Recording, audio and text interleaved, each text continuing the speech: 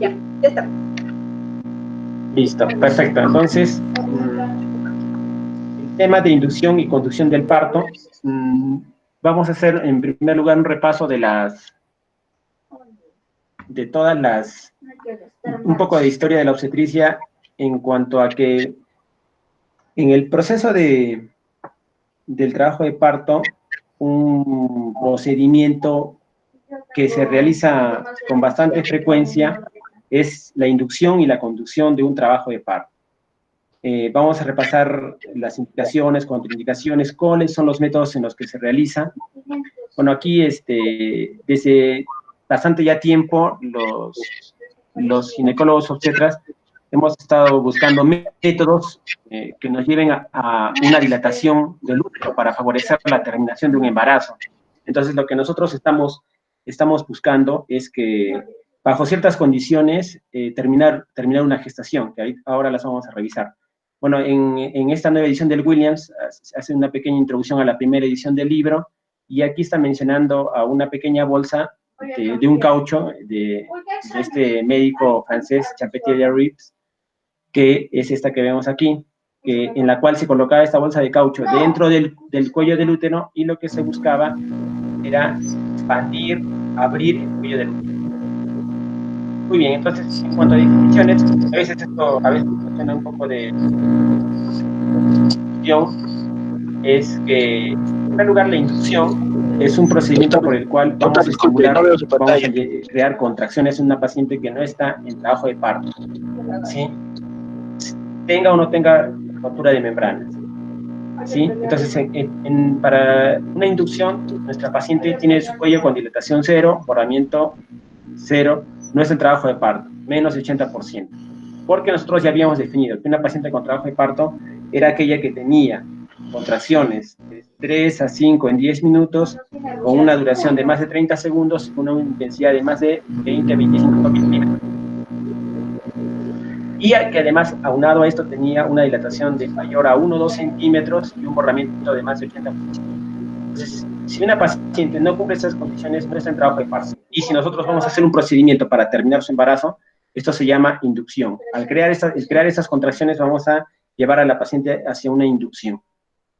Aquí hay un término que luego lo vamos a repasar, que es el de la maduración cervical, que consiste en que, cuando nosotros hemos revisado la fisiología del trabajo de parto, nos hemos dado cuenta que el útero en realidad podríamos dividirlo fisiológicamente en dos partes.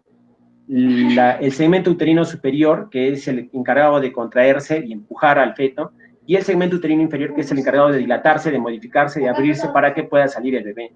Entonces, el que nosotros creemos contracciones, hay que primero tener este concepto siempre en mente, es que las contracciones están dirigidas hacia el segmento uterino superior. En cambio, hay otros métodos que tenemos que llevar a cabo para poder dilatar, para poder modificar el segmento. Entonces, en el caso del segmento uterino inferior, entonces, este proceso se va a llamar maduración cervical, ¿ya? Y de repente, de lo que se ha podido revisar es que las prostaglandinas van a ayudar para esta maduración cervical.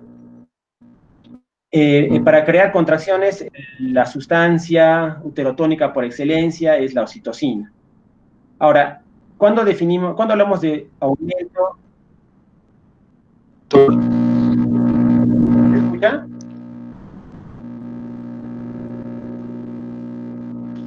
¿No se mira? Ahí ya, a ver, porque ya está. Ahí ya. ¿Por qué no me dicen? A ver, voy a.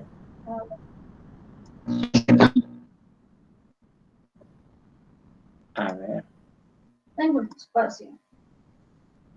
Me parece. No.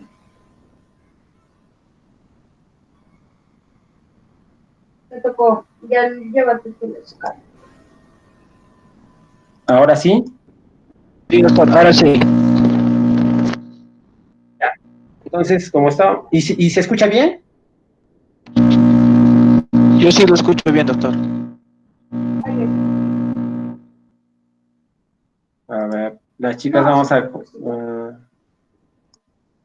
se oye bien, se oye bien. Último. ¿Aplicó? Ya está. JP. Aplicó. Ya, entonces me dice que sí se escucha bien, entonces vamos a continuar.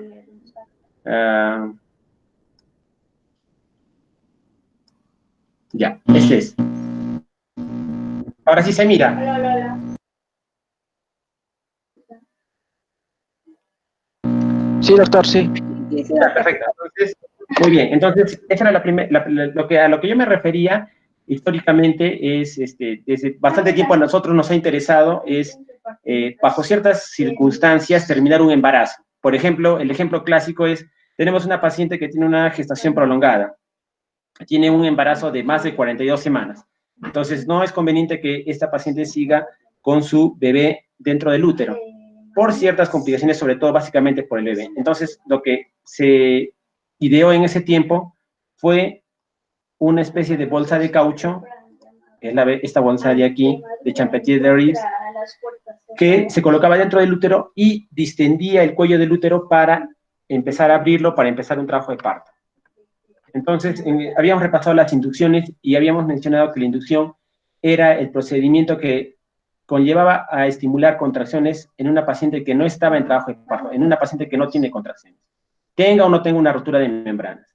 Entonces, aquí es muy importante repasar la definición de trabajo de parto. Habíamos mencionado que definimos trabajo de parto como aquella paciente que tiene contracciones uterinas de cierta duración, frecuencia e intensidad, sumado a modificaciones del cuello, dilatación de más de 1 o 2 centímetros y borramiento más de 80%. Entonces, si una paciente no tiene estas condiciones, no está en trabajo de parto, entonces el que nosotros le provoquemos contracciones se va a denominar inducción, ¿sí? Ahora, también habíamos mencionado que en la fisiología del trabajo de parto tenemos dos partes en las que se va a dividir el útero. En primer lugar tenemos el segmento uterino superior, que es el encargado de contraerse, y el segmento uterino inferior, que es el encargado de dilatarse, de abrirse, de modificarse. Entonces, es evidente que solo crear contracciones no me va a llevar a tener un parto la mayoría de veces, por lo que deberíamos pensar en algún otro medicamento, en algún otro insumo que a nivel del cuello del útero va a abrirlo, va a borrarlo, va a madurarlo, va a ablandarlo. Entonces, aquí, bueno, ya un poco que de repente han escuchado, aquí lo que se utiliza son las prostaglandinas, ¿no? Para ablandar y abrir el cuello. Ahora, si nosotros ya tenemos una paciente que ya está en trabajo de parto, que ya tiene contracciones, pero por X causa no son contracciones de adecuada duración, frecuencia e intensidad, el que nosotros hagamos algo para mejorar esas contracciones se llama conducción, aumento o acentuación, ¿sí? Entonces, esa es la definición de los dos procedimientos médicos que nosotros realizamos, ¿sí? Incidencia. Obviamente, ahora, debido a que hay una escuela de intervención, el procedimiento de inducción y de conducción del parto ha aumentado, ¿no? Antes eran muy pocas las pacientes, en el 80, en el 90, eran muy pocas las pacientes que iban a inducción, que iban a conducción, y ahora se realiza más este procedimiento. Ahora también hay que tener en cuenta que hay varias causas que han aumentado, varias enfermedades que han aumentado su frecuencia, y eso también explica el incremento de la inducción del trabajo de parto. También recordemos que una inducción debería realizarse solo cuando hay una indicación médica, no porque la paciente lo prefiera, no porque el médico que la atiende lo prefiera, no por circunstancias ajenas a su condición médica. Sí, ya habíamos revisado esto y eso también es importante tenerlo en cuenta. Entonces, repasando las fases del parto, no confundir, por favor, con las fases del primer periodo clínico del trabajo de parto. Nosotros aquí tenemos, en la fisiología del parto, recordamos las fases del parto que empiezan desde que la paciente se embaraza hasta que la paciente está lista para tener su siguiente embarazo, ¿sí? Aquí podemos ver que la fase 1 es, en realidad, cantidad de tiempo del embarazo, desde la concepción hasta el inicio del parto. ¿Por qué? Porque aquí está la fase 1 de quiescencia, es decir, que aquí predomina la progesterona y otras demás sustancias que la idea de estas hormonas, de estas moléculas, es que el embarazo pueda crecer y que no se termine el embarazo, porque si no, eso podría llevar hacia un parto prematuro. En la fase 2 ya tenemos la activación, que es la preparación para el trabajo de parto. Eso desde más o menos las 34, 36 semanas, ya tanto el útero como el cuello se van preparando para el trabajo de parto en sí, que ya es la fase 3. La fase 3 corresponde a los periodos clínicos que nosotros ya hemos revisado, ya con bastante amplitud, los 3 periodos clínicos más el cuarto periodo de control de 2 horas para evitar la hemorragia posparto, es la fase 3 de estimulación. Aquí es donde encontramos todos los procesos del trabajo de parto. Y la fase 4, que es la fase de involución, es la recuperación de la paciente. Esto ya es el puerperio, incluye la etapa de amamantamiento, la reparación del cuello uterino, y es variable, puede demorar 1 o 2 años hasta que la paciente ya está lista para su próxima gestación. Entonces, no confundir, por favor, las fases de quiescencia, activación, estimulación e involución con los periodos clínicos de trabajo de parto que corresponden a la fase 3. Este cuadro también ya lo habíamos revisado, el estudio del Dr. Friedman, en la cual dividió el primer periodo clínico de dilatación y borramiento en 2 fases, la fase latente y la fase activa.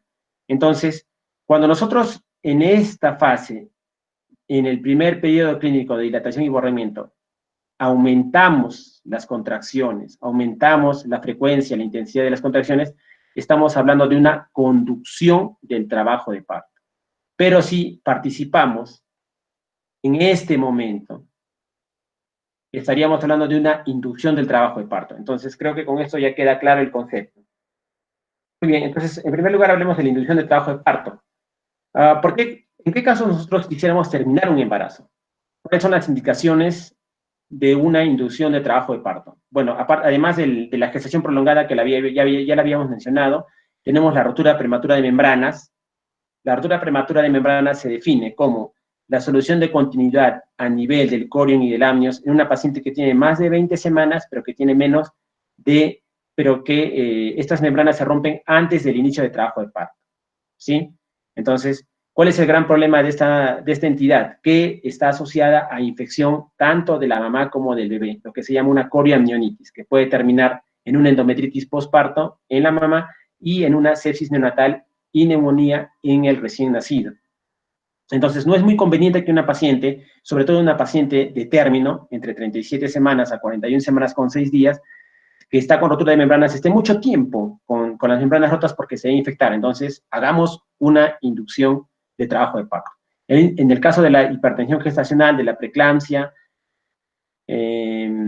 tanto preeclampsia leve o severa, no es muy conveniente, sobre todo, de nuevo, si la paciente tiene más de 37 semanas y tiene el diagnóstico de una hipertensión gestacional o preeclampsia, lo que se recomienda es terminar la gestación. ¿Por qué? Porque si no la terminamos, la preeclampsia se puede agregar, se puede exacerbar, agravar, y podemos terminar en una preeclampsia con signos de severidad, una eclampsia o un síndrome HELLP. En el caso de oligoamnios, en los cuales hay compromiso del bebé, sospecha de sufrimiento fetal, de repente podemos pensar que hay una insuficiencia uteroplacentaria, la placenta ya no está alimentando adecuadamente a su bebé, entonces está lista, deberíamos interrumpir esta gestación para que el bebé esté mejor afuera que dentro del útero. En el embarazo posttérmino ya mencionado, hay múltiples afecciones médicas, como por ejemplo el hipotiroidismo, la hipertensión crónica, la diabetes gestacional, en la incompatibilidad de RH, son varias entidades en las cuales no es muy conveniente que una paciente que ya tiene un bebé de 37, 38 semanas continúe su gestación. Siempre hay que movernos en una balanza, en la cual decimos, por un lado, o es prematuro y si lo sacamos, o si lo dejamos mucho tiempo, de repente puede hacer sufrimiento fetal, puede hacer compromiso del bienestar fetal. Entonces, eso es lo que nosotros debemos definir en la población de una paciente que ver inducción. ¿Cuáles son las contraindicaciones? Las contraindicaciones, en sencillo, son todas aquellas que me impedirían un trabajo de parto normal. Por ejemplo, ¿podríamos inducir una paciente que tiene una pelvis estrecha? Obviamente que no. ¿Podríamos inducir a una paciente que tiene una placenta previa? Obviamente que no, aunque podríamos decir que depende de qué. Cuando repasemos placenta previa, vamos a ver que hay varios tipos de placenta previa. Obviamente la placenta previa total no la vamos a inducir, pero aquellas que son de inserción baja y que durante el trabajo de parto pueden ascender, pueden subir y no ser presionadas por la cabeza del bebé, sí podría tener su parto normal. Por ejemplo, en caso de herpes genital activo, por el riesgo de transmisión al bebé, caso de cáncer de cuello uterino, no está indicada la inducción de trabajo de parto. Estos pacientes deberían operarse. En los casos de pacientes de cesárea anterior, nosotros ya sabemos que una paciente que tiene una cesárea, en su siguiente parto podría tener un parto normal. No necesariamente tiene que llegar a una cesárea. En el caso de una inducción de trabajo de parto, no se puede hacer esta inducción en una paciente que ha tenido una cesárea por el riesgo de rotura uterina, así tenga una cesárea. Eso también es importante tenerlo en cuenta. Factores del bebé, obviamente no vamos a inducir una paciente que tiene una macrosomía, un ponderado fetal de más de 4 kilos, un feto que tiene una hidrocefalia grave, ¿no? Que tiene un perímetro cefálico bastante grande, una distocia de presentación. Por ejemplo, no vamos a inducir una paciente que tiene un feto en situación transversa o en presentación podálica, un bebé que en el cual ya hay evidencia de compromiso del bienestar fetal, tampoco está indicada la inducción de trabajo de parto, sino que debería terminarse por cesárea. Bueno, ¿qué técnicas? Ya lo habíamos revisado en sencillo. Hay dos maneras de realizar esta inducción. Y la idea es que hoy día nos llevemos un protocolo, un procedimiento de entender cómo se utilizan estos procedimientos médicos. Obviamente, para crear contracciones, ¿qué vamos a utilizar? La oxitocina. ¿Qué vamos a utilizar para dilatar el cuello? Tenemos varios medicamentos, como las prostaglandinas, el misoprostol, la dinoprostona, y también tenemos métodos mecánicos, ¿sí? Que ahorita los vamos a repasar. Tenemos la rotura artificial de membranas y utilizar dilatadores, ¿sí? Y derivados de tallos vegetales, o también hidrogeles. Y también las sondas vesicales, las sondas de Foley, que también se utilizan para este procedimiento. Muy bien, obviamente como cualquier otro procedimiento médico tiene sus complicaciones. Tal vez no vamos a llevar a nuestra paciente un parto normal, sino que vamos a terminar en una cesárea, ¿sí? Obviamente una paciente que va a inducción tiene mayor riesgo de terminar en cesárea. Hay mayor riesgo de coriamnionitis, sobre todo en aquellas pacientes que tienen rotura prematura de membranas. Hay mayor riesgo de rotura uterina, porque crear contracciones de más, obviamente conlleva este riesgo. Y también podemos tener una hemorragia posparto por atonía uterina, porque estamos forzando al útero a tener mayores contracciones y después del parto, este útero se queda cansado y desarrolla una hemorragia posparto por atonía uterina. Ahora, lo que sí sería muy interesante saber es el realizar una inducción de trabajo de parto tendría algún criterio de éxito, es decir, ¿cómo podríamos nosotros saber si al realizar una inducción en determinada paciente estaríamos más seguros de que podríamos llevar al éxito, que es terminar el parto, y en qué pacientes no vamos a tener mucho éxito? Entonces, esto se llama, son ciertos factores favorecedores que son, en primer lugar, la edad más joven. Pacientes más jóvenes a las que se le induce tienen mayor probabilidad de tener su parto. Las pacientes multíparas que ya tienen 1 o 2 partos previos, eutóxicos, tienen mayor posibilidad de éxito en una inducción de trabajo de parto, porque ya han tenido partos previos, es un canal de parto que ya ha pasado por un parto previo. Las pacientes que tienen un índice de masa corporal normal, ya también habíamos visto en la clase de fisiología que había varias adipocitoquinas que en las pacientes obesas dificultaban una adecuada contracción del útero en el trabajo de parto. Esto también es importante, un cuello uterino favorable, que ahorita vamos a hablar, y obviamente tener un feto pequeño. Obviamente, si tenemos un feto más pequeño, va a ser más fácil que pueda tener su parto normal. Entonces, aquí, el cuello uterino inmaduro es un término que se maneja bastante en este proceso de la inducción, y vamos ahora a definirlo. Cuando nosotros revisamos la fisiología, hemos visto de que a partir de las 34 o 36 semanas empieza un procedimiento de relajamiento de las fibras de colágena, mayor acúmulo de líquido, mayor acúmulo de agua, pérdida de proteoglicanos, etcétera, que va a hacer de que este cuello se reblandezca. Este proceso se llama maduración cervical, ¿sí? Y clínicamente nosotros, ¿cómo lo vamos a poder ver? En una paciente para decir, esta paciente tiene un cuello favorable para el trabajo de parto, tiene un cuello maduro para el trabajo de parto, tiene un cuello blando para el trabajo de parto. Entonces, aquí utilizamos el score del doctor Edward Bishop, que lo describió en 1964, y que incluye 5 parámetros, ¿sí? Obviamente, a más puntaje, mayor posibilidad de éxito en la inducción, mayor posibilidad de que la paciente tenga su parto.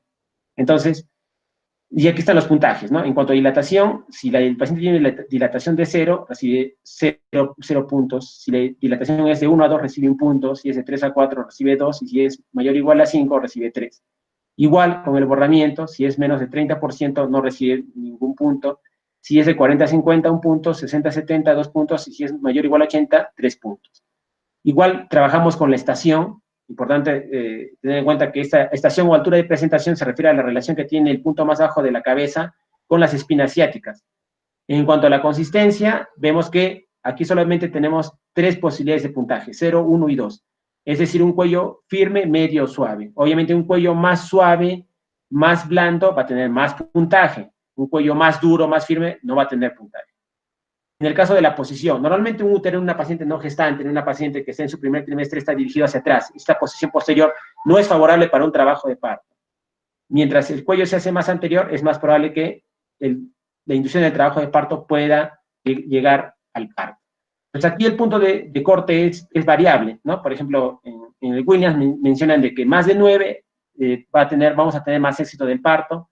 Las guías dicen que más de 7, ya la paciente, lo más probable es que la inducción vaya a tener éxito, ¿ya? Ojo, entonces, para no confundir, la inducción de trabajo de parto la realizamos con oxitocina, ¿sí? Lo que nosotros tenemos que definir entonces, en primer lugar, es si de frente la paciente va a ir a inducción con oxitocina o si previamente tiene que ir a un proceso que se llama maduración del cuello uterino, o maduración cervical o favorabilidad cervical. ¿Quién nos dice eso?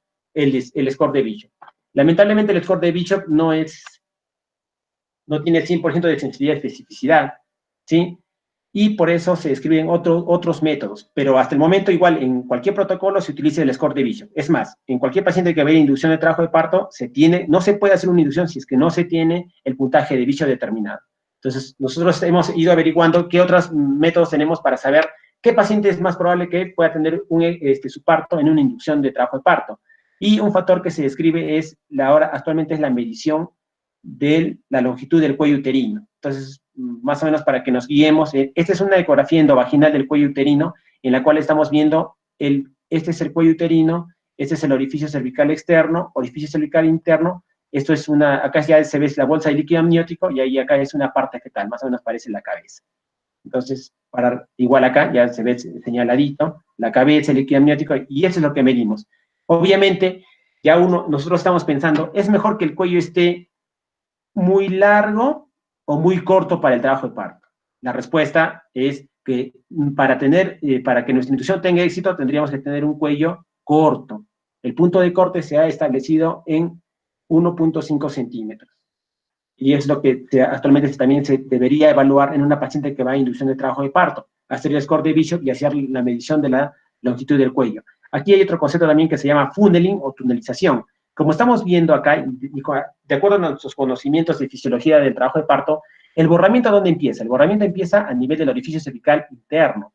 Paulatinamente se va abriendo, bueno, acá ya se ha abierto bastante, y va avanzando hasta llegar al orificio cervical externo y ahí empieza a dilatarse, ¿correcto? Sobre todo esto ocurre en las pacientes primigestas que tienen su primer parto. Entonces, otro concepto es medir esto, medir el porcentaje de tunelización y compararlo con el porcentaje funcional que ha quedado y hacemos una relación. Este concepto de longitud cervical también se utiliza sobre todo, y se ha descrito primero para las pacientes que tienen parto pretérmino, ¿sí? ¿Por qué? Porque obviamente, en viceversa, en un trabajo de parto pretérmino, ¿qué sería peor? ¿Tener un cuello largo o tener un cuello corto?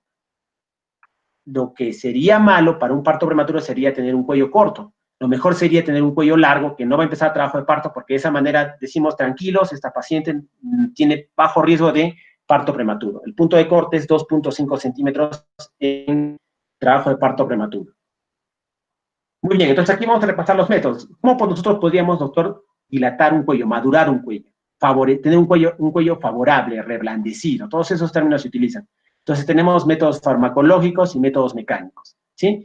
La inoprostona, que es análogo de prostaglandina E2, y hay varias presentaciones, no está disponible en el Perú, así que nosotros vamos a repasar el que utilizamos, y utilizamos bastante, que es el misoprostol análogo de prostaglandina E1, que nosotros utilizamos en tabletas de 200 microgramos. Hay varios nombres comerciales, nosotros también tenemos el Cytotec, y tenemos dos vías. Se puede utilizar vía vaginal 25 microgramos, que se puede repetir cada 3, cada 4 horas, máximo 6 dosis. Y también se puede utilizar por vía oral, 50 microgramos, aunque, bueno, acá en el libro, en el texto refiere 50 a 100, y se puede repetir cada 3 a 6 horas, ¿sí? En el caso, ahora, uno se da cuenta y dice, doctor, pero las tabletas son de 200, así en el Perú no hay tabletas de 200. ¿Y cómo sería la dosis de 25 microgramos? La dosis de 25 microgramos van a ser, creo que por acá hay un...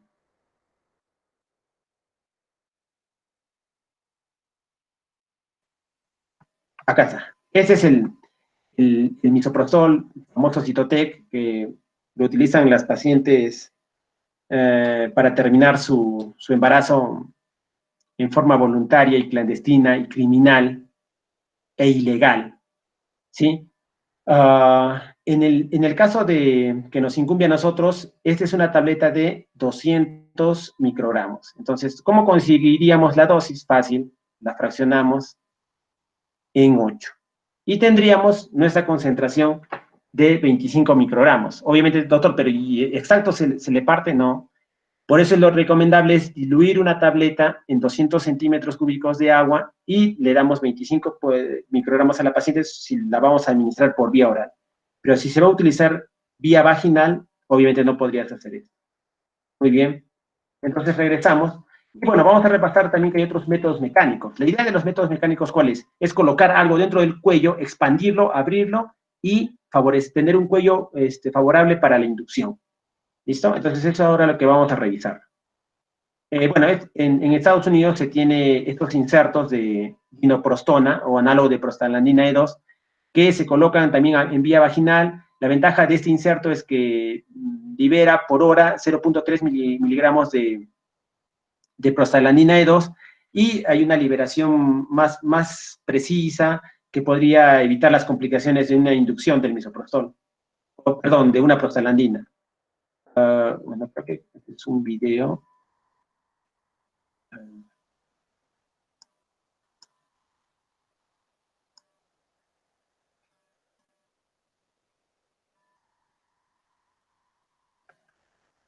Bien.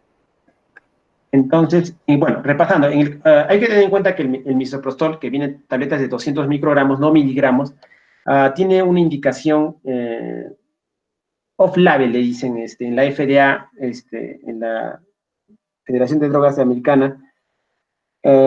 Inicialmente el misoprostol en los años 80, 85, para la indicación para la que fue manufacturado, era para la dispepsia, para evitar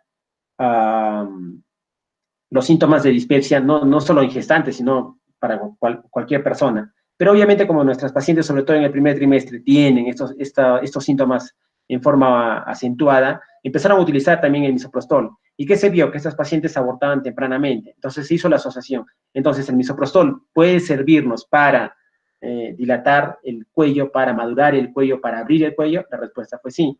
Y se empezó a utilizar, pero obviamente como no se sabían las dosis, se tuvo muchas complicaciones por la dosis aumentada del misoprostol. Las que ya hemos repasado, había taquisistolia, o sea, el demasiado misoprostol producía más de 5 contracciones en 10 minutos, había compromiso del bienestar fetal porque esas contracciones no impedían el adecuado aporte de oxígeno al bebé, había una rotura uterina porque el útero se contraía demasiado y se rompía, había desprendimiento prematuro de placenta porque eran de tal intensidad las contracciones que llevaban al útero a romperse, después había una hemorragia posparto, las pacientes terminaban en cesárea y se temía y había demasiadas complicaciones. Entonces, la gran mayoría se asustó y dijo, uy, el misoprostol es malo, no se debería usar. No, los malos somos nosotros porque no sabemos utilizar la dosis adecuada, pero el misoprostol es un muy buen medicamento, es económico, es fácilmente accesible y nos ayuda bastante para poder dilatar y terminar los embarazos. ¿Sí? Bueno, acá está mejor. Entonces, precisamente porque hay que ser muy exhaustivos con la dosis administrada, acá yo les traigo, bueno, las recomendaciones de la FIGO, la Federación Internacional de Ginecología y Obstetricia. En el caso que nos incumbe para una inducción de trabajo de parto, ¿cuál es la dosis? La dosis que se puede utilizar de 25 microgramos vía vaginal cada 6 horas o 25 microgramos vía oral cada 2 horas. Como estamos viendo, si ustedes revisan acá, la dosis es mayor mientras más temprano sea el embarazo, obviamente, porque, claro, doctor, si usted me dice que en el primer trimestre el cuello estará más cerrado o más abierto, más cerrado. En cambio, un cuello ya del tercer trimestre va a estar más abiertito, correcto. Entonces, aquí siempre tener en cuenta que si yo, por ejemplo, tengo una paciente que tiene un embarazo de 10 semanas y tiene su embrión que ha dejado de latir, tiene un óbito embrionario. ¿Cuánta dosis de misoprostol vamos a utilizar? Ah, doctor, eso se llama aborto diferido. Entonces, la dosis que se utiliza es 800 microgramos vía vaginal cada 3 horas, por 2 dosis. Ah, ya, doctor, o sea que utilizamos, las tabletas son de 200 microgramos, vamos a utilizar 800 microgramos, correcto, vía vaginal cada 3 horas.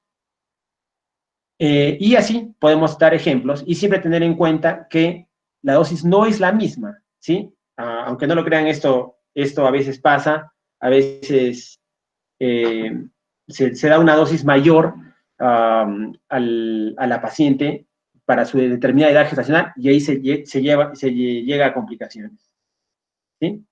Muy bien, entonces, en cuanto a técnicas mecánicas, nosotros también las utilizamos. Vamos a explicar cuáles son acá los métodos.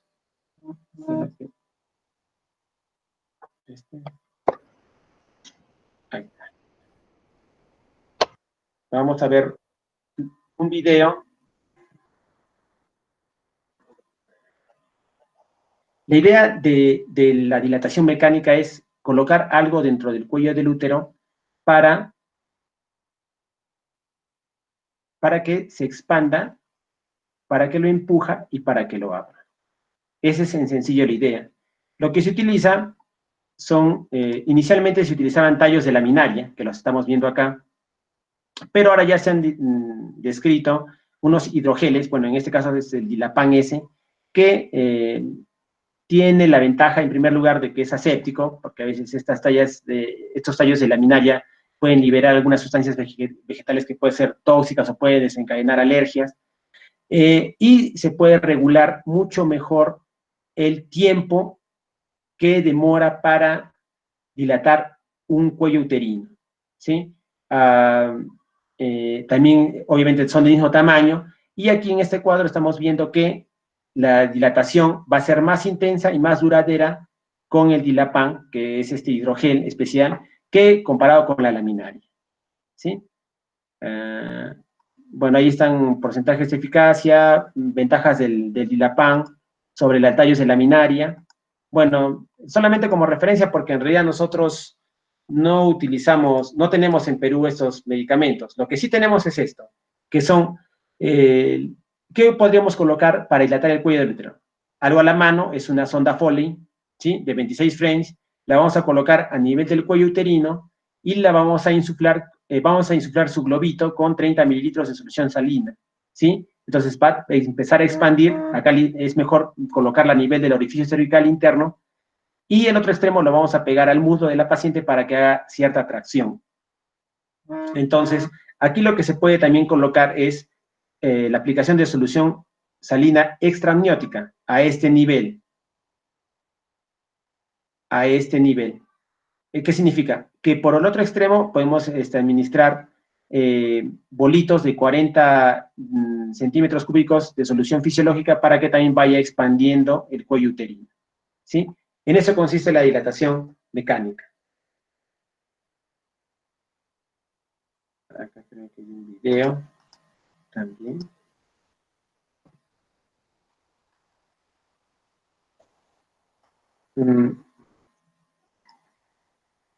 Bueno, esa es la manera en la que se realiza el procedimiento. Colocamos el espéculo y, bueno, esta es una sonda especial en la cual tiene las ventajas de tener dos globitos, como estamos viendo acá. Están colocando los dos globitos y la idea es colocar uno a nivel del orificio cervical interno y el otro a nivel del orificio cervical externo para producir una mejor maduración cervical. Acá. Primero se insufla el primer globito y luego se insufla el segundo globito. ¿Sí? Tampoco contamos con esto. Lo tenemos como referencia y para que nos sirva para comprender en qué consiste la dilatación, la maduración del cuello uterino con dilatador mecánico. Finalmente, entonces ahora ya entremos, habiendo comprendido este procedimiento y qué se tiene que hacer para indicarlo, llegamos ya a nuestra inducción y al aumento a la conducción del trabajo de parto en sí. ¿Qué se realiza? También lo podríamos realizar con misoprostol, pero esto todavía está en estudio, así que las guías no la avalan.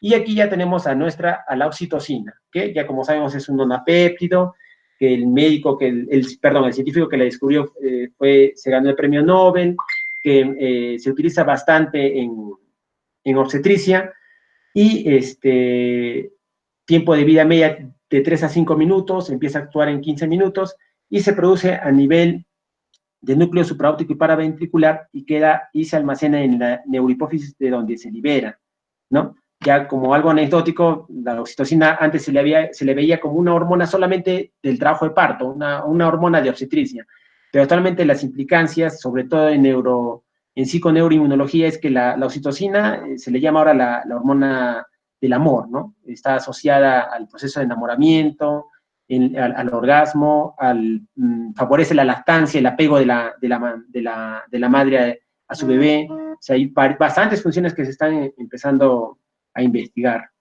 ¿sí? Entonces, ¿cómo nosotros vamos a administrar la oxitocina? Entonces, en primer lugar, nosotros tenemos que definir si mi paciente tiene un cuello favorable o no. Aplicamos el Bishop, si quieres también puedes medir la longitud cervical y miras todos sus factores y dices, no, ya, tiene un Bishop de 10, perfecto, entonces, y supongamos que es una paciente que tiene 42 semanas, la paciente del primer ejemplo. Entonces, le decimos, usted, señora, está lista para la inducción, entonces la llevamos a centro obstétrico, sala de partos, central de partos, y le colocamos una infusión, puede ser con solución de Hartmann o puede ser con suero fisiológico, y se va a colocar una ampolla de oxitocina que tiene 10 unidades. 10 unidades. Entonces, vamos a tener en cuenta que al tener una ampolla de 10 unidades, acá hay un error, es 1, en 1 litro de suero fisiológico, ¿cuántas miliunidades tendríamos? Haciendo la regla de 3 simple, vamos a tener 10.000 miliunidades, ¿no? Eso también después lo pueden volver a revisar, y por regla de 3 simple vamos a llegar a la relación de que 1 centímetro va a tener 20 gotas obviamente va a tener 20 gotas, y en cada 2 gotas vamos a tener 1 miliunidad. En una gota vamos a tener 0,5 miliunidades. Entonces, ¿qué dicen los protocolos? ¿Con cuánto se debe comenzar? Los protocolos dicen que se debe comenzar entre dosis de 0,5 a 2 miliunidades, ¿sí? Y se hacen incrementos entre 2 a 5 miliunidades. Cada 15, cada 30, cada 45 minutos. Hay diferentes protocolos. Nosotros, yo les voy a contar cómo hacemos el protocolo en el Hospital Honorio Delgado. Lo que nosotros hacemos es, empezamos con 4 gotas. Con 4 gotas, entonces, ¿a cuántas miliunidades estamos comenzando? A 2. Y luego, cada 15 minutos, aumentamos la infusión de oxitocina, dependiendo.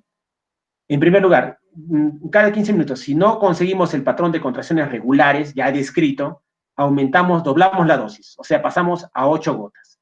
O sea, nos vamos a 4 miliunidades. Si es que no conseguimos nuestro patrón de contracciones regulares, aumentamos 4 más, pasamos a 12, ¿sí? Con 12 estaría pasando 6 miliunidades, y así hago la relación. Ahora, hay que tener en cuenta hasta cuánto vamos a llegar. Nosotros, como dosis máxima, llegamos a 20 miliunidades, o sea, 40 gotas, ¿sí? 40 gotas por minuto. Y ¿por cuánto tiempo hacemos esto? De repente decimos, doctor, ya estamos a 40 gotas y no hay nada de contracciones. Esto lo hacemos hasta por 8 horas. Si en 8 horas de infusión de oxitocina a 40 gotas no se ha desencadenado las contracciones, se suspende, se cierra la infusión y se determina, ¿no?, si la paciente tiene que operarse o puede descansar para indicar otra inducción.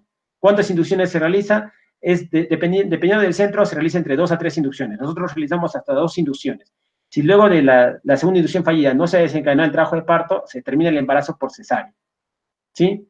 Bueno, acá hay otro protocolo, pero no es el que nosotros utilizamos. Es muy variable, ¿no? Es más, hay en los esquemas de administración se agrupan de dos maneras. Los esquemas de infusión lenta y los esquemas de infusión rápida. Los esquemas de infusión, bueno, el esquema que nosotros utilizamos es un esquema de infusión lenta. Los esquemas de infusión rápida duplican a veces la dosis o administran la dosis en intervalos de tiempo más cortos. ¿Cuál es la desventaja de nosotros? Obviamente la recomendación es que nosotros administremos la oxitocina con bomba de infusión, pero nosotros no tenemos la bomba de infusión. Por eso es que utilizamos el protocolo de administración lenta. Si ustedes revisan el libro, se van a dar cuenta de que ya los últimos estudios están demostrando que el protocolo de administración rápida tiene mayor éxito de trabajo de parto y no tiene, el porcentaje de complicaciones es igual al de una paciente que está sometida a protocolo de administración lenta. Finalmente, otro procedimiento que nos ayuda a tener éxito en el trabajo de parto es la amniorexis o amniotomía. ¿Sí? Que, bueno, creo que esto sí, en las primeras prácticas que hemos realizado en dilatación, han visto cómo hacíamos la amniorexis, que es un procedimiento relativamente sencillo, en la cual con una pinza Kocher se rasgaba el corion y el amnios de la paciente para aumentar las contracciones. Sobre todo lo hacíamos con una paciente que ya estaba en fase activa del trabajo de parto, que por lo menos tuviera, o sino que tuviera 4 o 5 centímetros de dilatación, ¿sí? Esto favorece que en primer lugar el promedio del trabajo de parto sea menor, que no haya, incluso a veces ya no hay necesidad de oxitocina, ¿sí? Disminuye la tasa de partos cesárea y no hay complicaciones neonatales. ¿Qué ocurre? Por ejemplo, a veces estamos monitoreando una paciente que estaba avanzando bien, pero de repente se detuvo. Antes de colocarle conducción en el trabajo de parto, decimos, hagamos una amniorexis, hagamos una amniotomía. Rompemos las membranas y este mismo procedimiento otra vez exacerba las contracciones uterinas, otra vez la paciente alcanza a su patrón de contracciones de trabajo de parto y tiene su parto sin llegar a utilizar oxitocina, ¿sí? Entonces, ese también es otro procedimiento que nosotros lo realizamos. E indirectamente nosotros podemos también ver cómo está el bienestar fetal. ¿Por qué? Porque si rompemos las membranas en una paciente que está en trabajo de parto y sale líquido meconial, entonces tenemos la sospecha, o sea, líquido puré de arvejas, tenemos la sospecha de que esta paciente probablemente tiene un compromiso del bienestar fetal. Pero si realizamos la amniorexis y vemos que sale líquido claro, nos quedamos tranquilos porque el bebé está tranquilo, sobre todo si tiene su trazado de monitoreo fetal normal.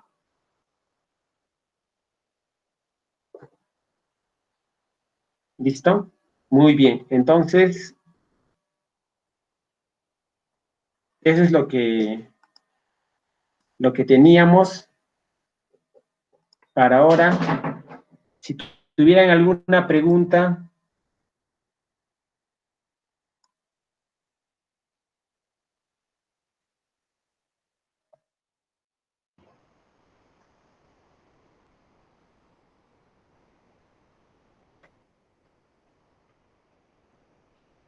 ¿Se durmieron?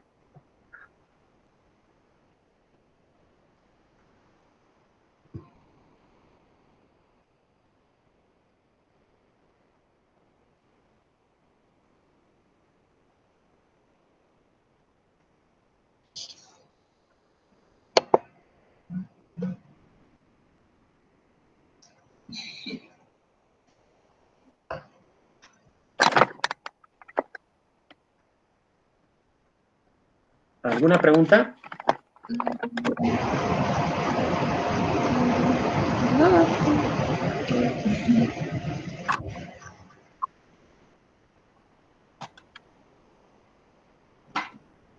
¿Todo bien? sí, creo que estuvo bien, claro. ¿Ya disiparon sus dudas? Sí. Ya, entonces vamos a hacer el ejercicio entonces que habíamos dicho. Ajá. ¿Ya? Bien, entonces vamos a poner un ratito, voy a acá a sacar mi ejemplo.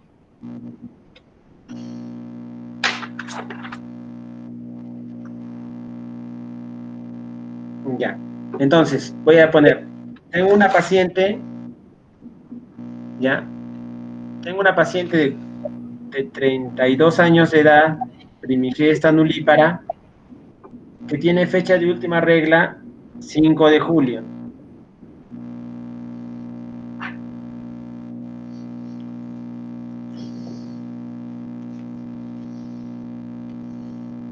...5 de julio de 2019, ¿sí? Solo puede, bueno, está confirmada por ecografía de las 20 semanas, no cuenta con una ecografía anterior, más temprana, y que acude por disminución de movimientos fetales. Dice que desde hace 3 días el bebé ha disminuido su cantidad de movimientos, ¿sí? Entonces, de nuevo, 32 años, primigesta nulípara, la fecha última regla 5 de julio 2019 y consulta por movimientos fetales. ¿Qué quisieran saber en esta paciente? ¿Algún dato adicional quieren que les brinde? ¿O ya podrían pensar en algún problema? ¿Quién me responde? Bueno, ya se trataría de una gestación prolongada. ¿Cuántas semanas tiene la paciente? 42 semanas. De acuerdo. Entonces, por fecha de última regla, bueno, no me preguntaron si la paciente estaba segura, se supone que tiene las características normales, pero eso siempre tienen que confirmar, ¿sí? Nunca se guíen de lo que se dijo, siempre el doctor, y este es su primer día, era una regla de características normales, siempre repreguntar esto, por favor. Entonces ya tenemos ahí un primer problema que es la gestación prolongada. Muy bien, entonces, ¿qué otro problema tiene la paciente? ¿Qué me dice? La disminución de los movimientos fetales. Muy bien, la disminución de movimientos fetales. Entonces, ¿qué sugieren que se haga esta paciente? ¿Qué tenemos que hacer? Emily que ya no responda. En todo caso, Valerie, Karina, que respondan por el chat. O en todo caso, Cristian. ¿Qué sugieres que hagamos con esta paciente?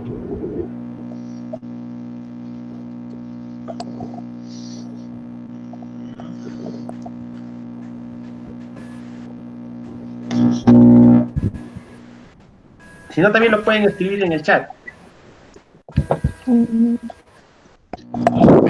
hacemos nada, ya les dimos, no señora, está todo bien.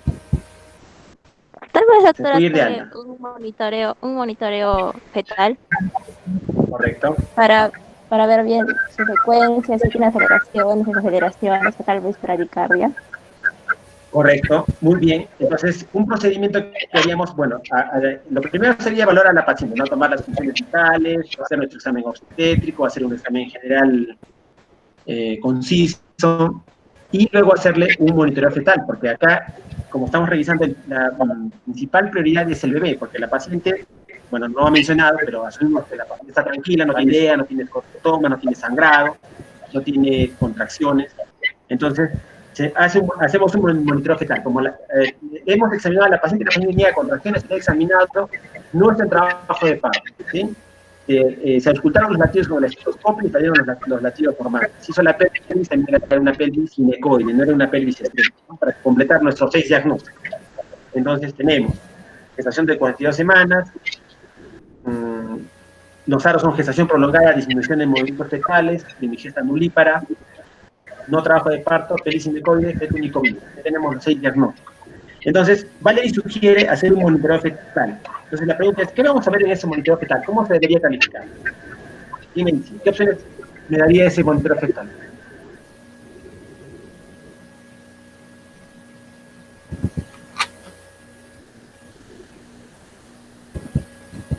Recordemos que es una paciente que no está en trabajo de parto.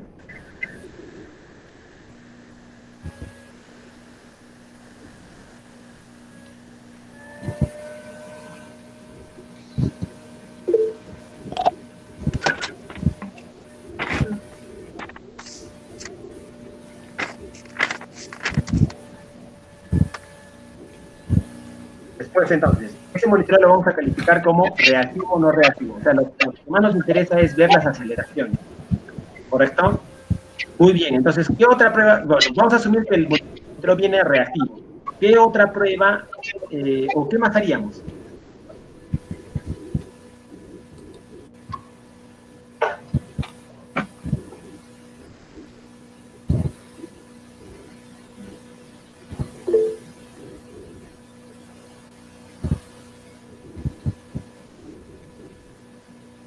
Nada más hacemos, o sea, el monitoreo vino reactivo.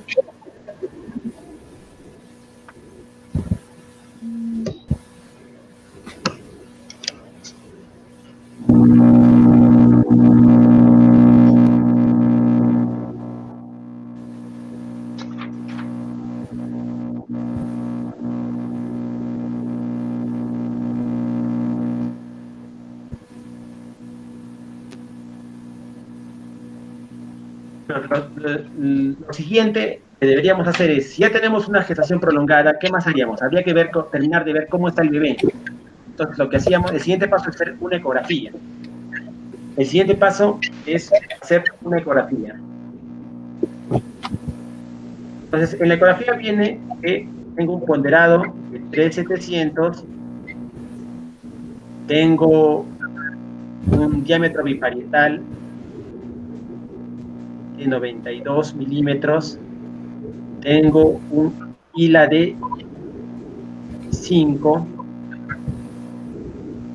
Creo que esos son los datos más importantes. Bueno, se confirma la situación, posición y presentación. Es un feto que está en longitud cefálica izquierda, los latidos están en 132, regulares, y bueno, ya se encuentra una placenta madura 3/3.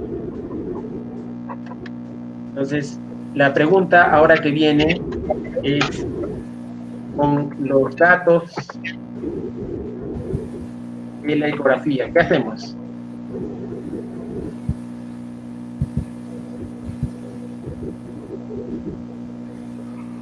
¿Qué proponen? ¿Qué hacemos con esta paciente? Ya podríamos decidir si es que vamos a hacer un parto vaginal o cesárea. Lo primero que tenemos que pensar es que una paciente con 42 semanas, y además, ¿qué otro diagnóstico se agregaría? Que tiene disminución de movimientos fetales, que además en la ecografía tiene un oligoamnios, porque los oligoamnios ya hemos tenido la paciente que tiene un ILA menos de 5, ¿qué tenemos que hacer? Terminar el embarazo. ¿Sí? Lo que tenemos que hacer es terminar el embarazo. ¿Cómo lo terminamos? Hay dos pasos, dos maneras. O la operamos a la paciente, o hacemos algo para que la paciente ya tenga su parto. Entonces, ¿qué hacemos? ¿Qué sugieren? ¿O qué datos quisieran saber?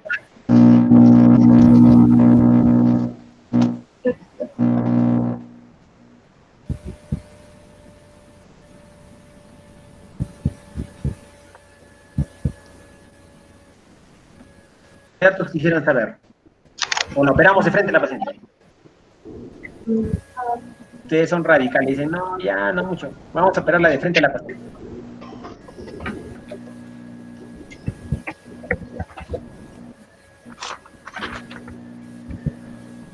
¿Podría ver la dilatación? Claro, muy bien. Tiene la paciente una dilatación de 1 centímetro. ¿Qué otro dato más quiere saber, Karina?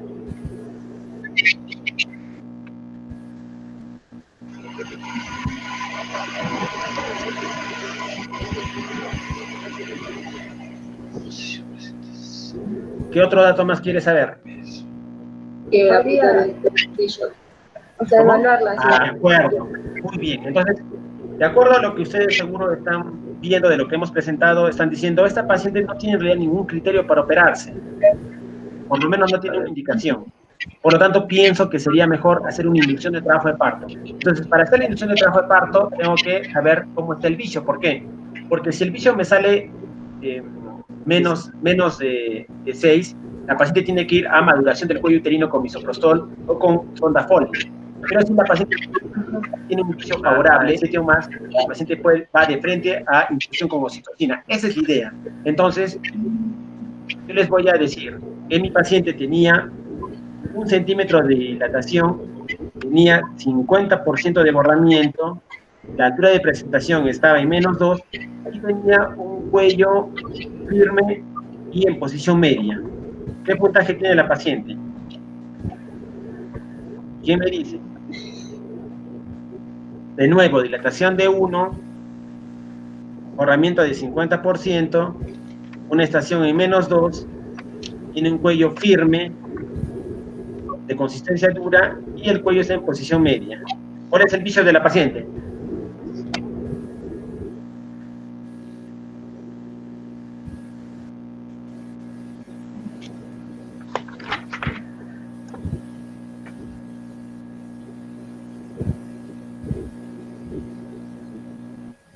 Y 4 sería. Correcto, de acuerdo. Es 4. Entonces, ¿qué tenemos que hacer con la paciente? Hay que madurar el cuello. Correcto. Entonces, esta paciente primero, no la vamos a, si la vamos a llevar de frente a colocar ¿qué va a pasar? No va a funcionar nada. El útero se va a reír de la situación que le vamos a Entonces, primero le colocamos misoprostol, tableta de 25 microgramos vaginal o vía oral. Puede ser 3, 4 dosis hasta mejorar nuestro vicio. Cuando ya hayamos mejorado nuestro vicio, la paciente va a infusión de oxitocina. ¿Sí? Con las indicaciones que ya hemos detallado. La pregunta era, entonces, a la paciente se le colocó misoprostol. ¿Sí? 2 dosis. Al día siguiente se encontró un vicio de 10 y la paciente pasó a inducción con oxitocina.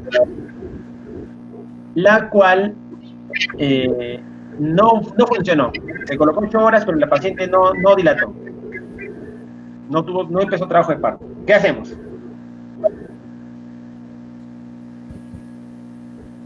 ¿Por qué quisiera saber? Cesárea. No necesariamente, porque ya hemos mencionado que nosotros podemos inducir 2 veces. ¿Correcto? Entonces, lo que ustedes me deberían haber preguntado es, y doctor, ¿y en esta inducción cómo han estado los latidos del bebé? ¿Ha habido algún problema? ¿Ha habido desaceleraciones? ¿Ha habido un trazado hipovariable? No. Afortunadamente, durante la inducción no ha habido ninguna alteración de los latidos del bebé. Entonces, en ese caso, lo que hacemos es hacemos una segunda inducción. ¿Cómo se hace? La paciente, generalmente nosotros hacemos las inducciones en la mañana. ¿Por qué?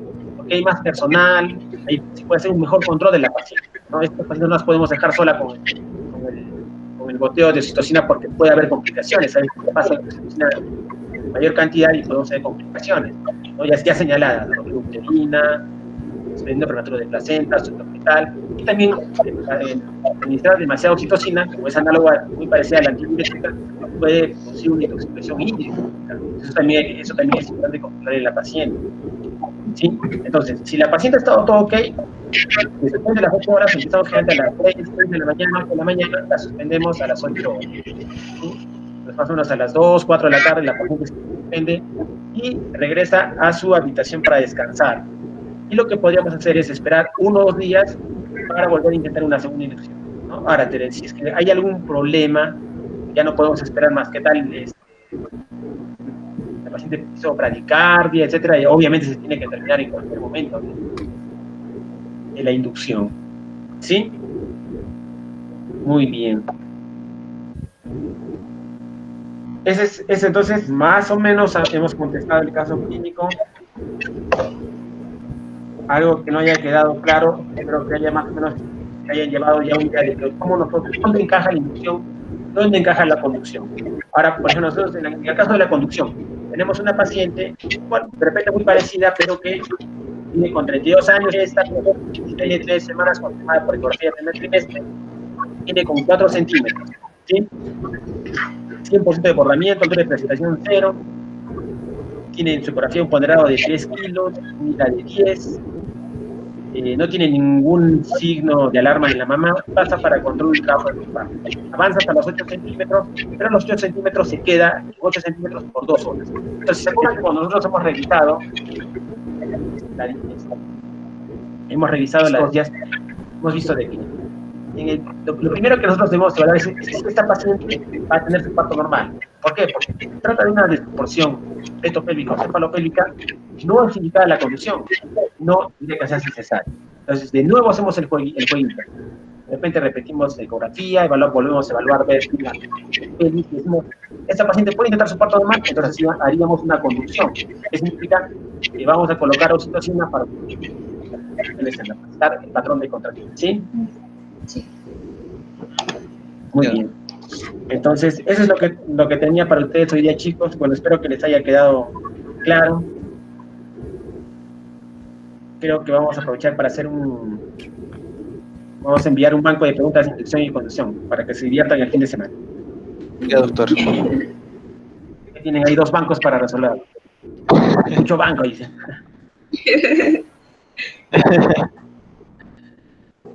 ¿Listo? ¿Alguna pregunta más? ¿Algo más?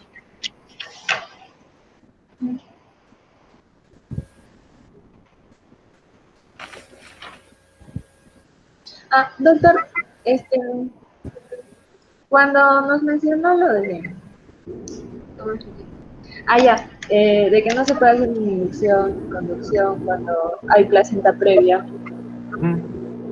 Dijo de que, bueno, ya cuando esta es tal, no se puede, pero dijo que hay veces como que puede subir la placenta. Claro, en las placentas de inserción baja, que no están ocurriendo el orificio cervical interno, cuando estas pacientes empiezan trabajo de parto, la placenta, por el estiramiento del segmento uterino inferior, la placenta sube, asciende, ¿sí? Entonces, y puede la paciente tener su parto normal. Pero si tenemos una placenta previa total, Ya no. está completamente contracturado porque la placenta está tapando todo el cuello. Las contracciones, es el sangrado, la paciente se choca y fallece la paciente y sube. Claro. Eso supongo que ya, cuando repasemos la clasificación de placenta previa, vamos a ver que la placenta previa se define como la placenta que está insertada en el segmento uterino inferior, que está ocurriendo el cuello uterino, el orificio cervical interno. Entonces, en algunos casos tenemos una placenta que está ocurriendo completamente, otra placenta que está la ocurriendo en forma parcial, y otra placenta que no es en realidad una placenta previa, se llama placenta de inserción baja, ¿sí? Está en el segmento uterino inferior, pero no cierra el cuello del útero. Entonces, estas pacientes, sí, en algunos casos podrían irse a inducción, trabajo de parto.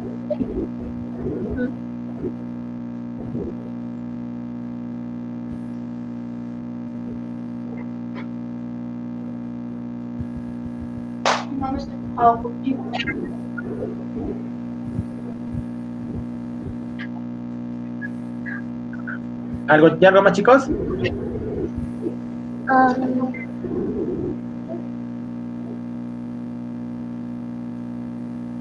No hay preguntas en el chat. No. Doctor, en lo de las indicaciones para inducción de parto, de las indicaciones mencionó sufrimiento fetal, pero en contraindicaciones creo que también estaba, o no sé si me confundí.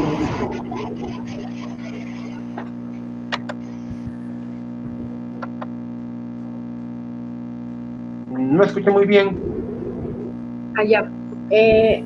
Cuando nos mencionó sobre las indicaciones para hacer una inducción del parto, está, creo, sufrimiento fetal. No, al contrario.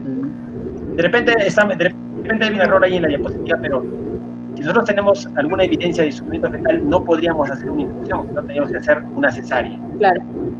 Así es, sí. De repente hay un error ahí en el video de la presentación.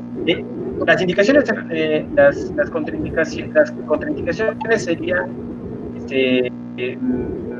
perdón, me estás hablando de las indicaciones. En el caso de las indicaciones, son patologías que no deberían continuar en una patología. ¿Sí? Por ejemplo, acá también tenemos mucha discusión, porque, por ejemplo, podríamos tener una restricción. En el caso de una restricción de crecimiento uterino, hay unas escuelas que dicen no, debería ir a cesárea, otra escuela no, otra escuela dice no, podríamos ir el parto normal y un poco de cosas. ¿Sí? Pero recomienda siempre una evaluación exhaustiva de la paciente y si es que finalmente va a ir a una inducción, esa inducción se tiene que hacer de forma bastante controlada, no abandonando a la paciente.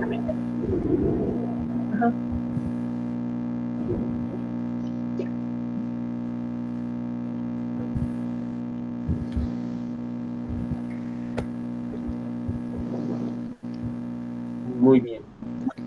¿Algo más, chicos, entonces? No, creo. Señorita Karina, No, no. nada. Se durmió la cita Karina. Cristian y Valerie también, ¿todo ok?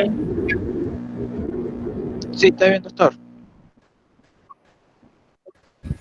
Perfecto. Entonces, igual les mando ahí su cuestionario para que se diviertan el fin de semana, entre hoy y mañana. ¿Listo? Y ya me avisan Ya, cuándo doctor. nos reunimos para continuar con los casos clínicos. Puede ser el lunes, martes, depende de si quieren el fin de semana un ratito, puede ser. ¿Listo? Ya. Ya, Ya, doctor. Listo, Sí, chicos. doctor. Ya nos vemos. Cuídense. Hasta luego. Muy bien. gracias. También hablé con el doctor Cáceres, no hay ningún problema. Chao, chao. Ya, gracias, doctor. Hola, doctor. Chao, chao.